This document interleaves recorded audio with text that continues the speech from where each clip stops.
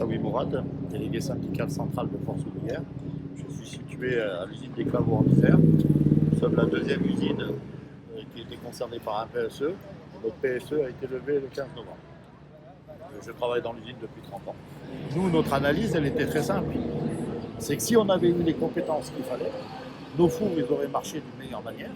Donc notre prix de revient, il serait à la hauteur et ils n'auraient pas pu justifier le PSE.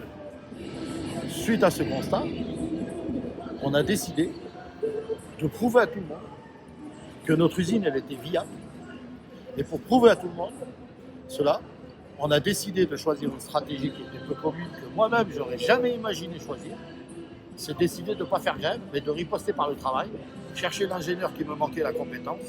Et c'est exactement ce qui s'est passé.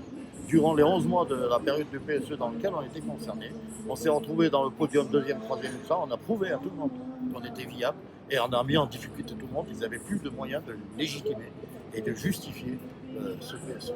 À la différence de Château-Feuillet, si vous voulez, l'usine de Savoie, eux, ils leur ont éteint 3 fours sur 4. Pourquoi ? Parce qu'à un moment donné, ils ont embauché un grand technocrate, un grand dirigeant, qui a eu la grande idée d'aller demander un anti-dumping sur le continent américain face aux concurrents. Et parmi ces concurrents, il y avait un client historique qui s'appelait Dow Corning. Et ce client historique, il a été vexé par cette demande. Et cet anti-dumping, il n'est pas passé.